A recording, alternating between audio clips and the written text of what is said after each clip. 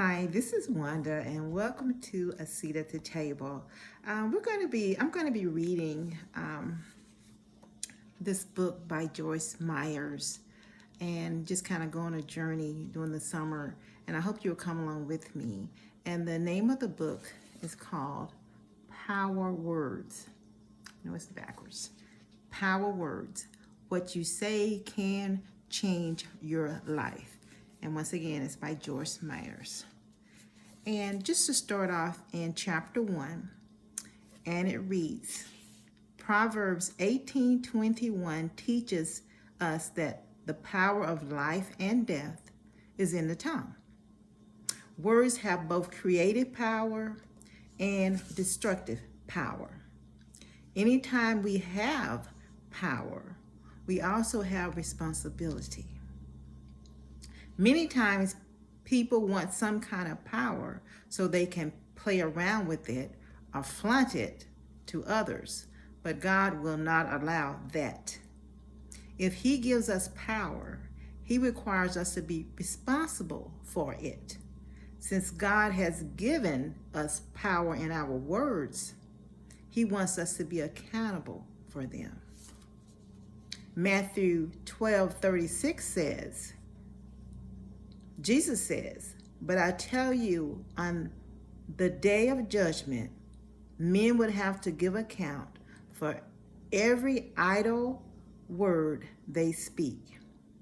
Any idle, incooperative, non-working word that they speak. If we really believe in this verse and know we would have to be accountable for our words, and if we really believe our words are powerful, most of us would be much more careful about what we say. We can be very casual in our speech sometimes. We say ridiculous things. And if we were to record ourselves for just 1 week and listen to our own words, we would quickly understand why we have some of the problems we have and why some things never change. I am sure we would hear on the recording our confessions of doubt and unbelief, complaining, grumbling, unforgiveness, fear, and words based on other negative thoughts and emotions. We would also likely hear a lot of confirmation about negative situations that are happening to us at the time, but not much prophecy, which is foretelling of a great future that God has planned for us. We might hear statements such as, this child of mine is never going to change. I might as well forget it. The more I pray, the worse he or she acts. This marriage is simply not going to work. I absolutely cannot put up with this anymore. And if one more thing happened, I am leaving. It never fails. Every time I get a little money, some problem comes along, and it costs me every penny that I've got.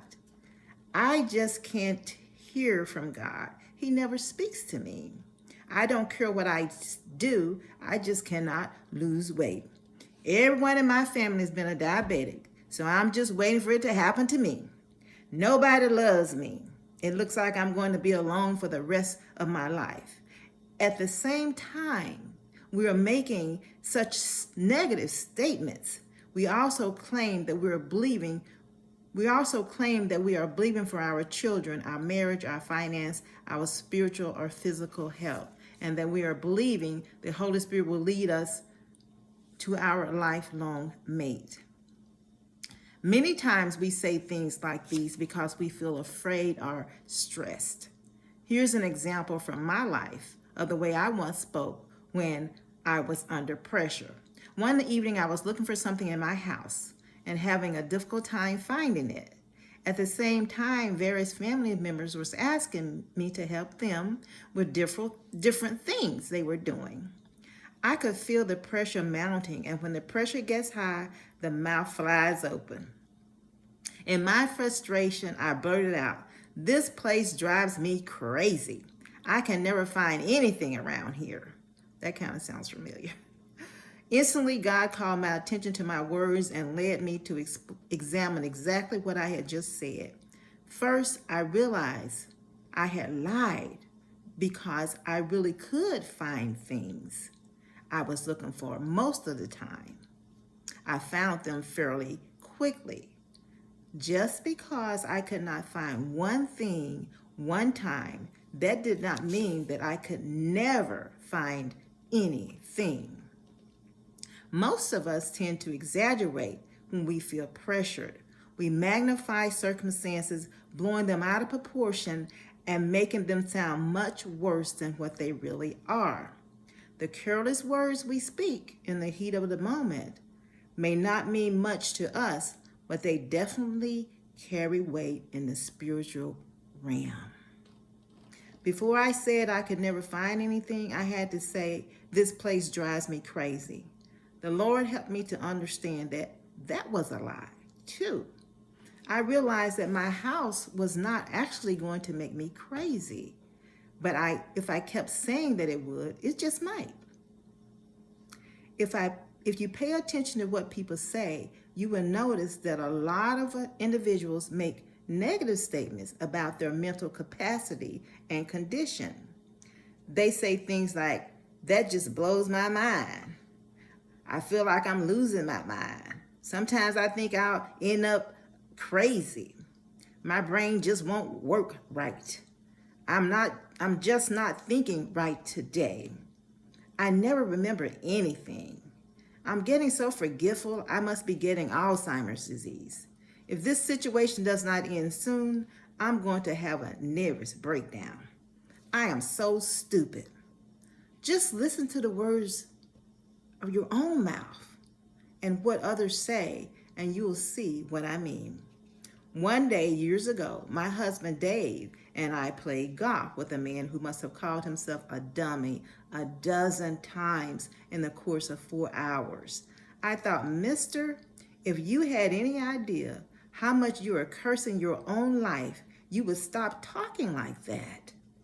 Not only do we need to stop saying such negative things about ourselves for our own good, but we also need to understand that the enemy loves this type of talk.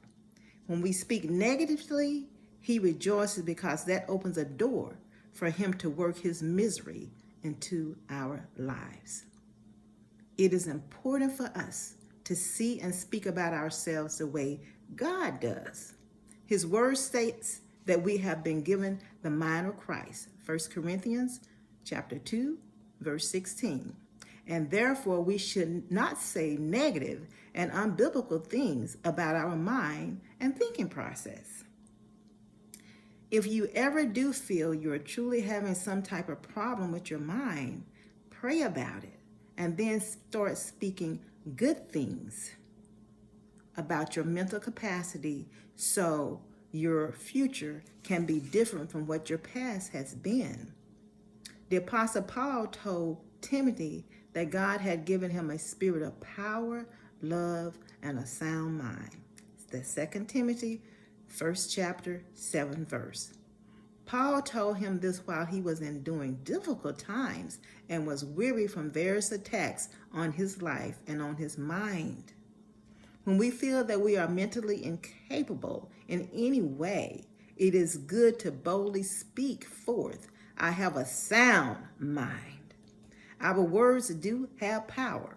I encourage you to begin right now to use them to exercise positive power over not only your mental health, but also your physical well-being and everything that affects your life and the lives of the people you love.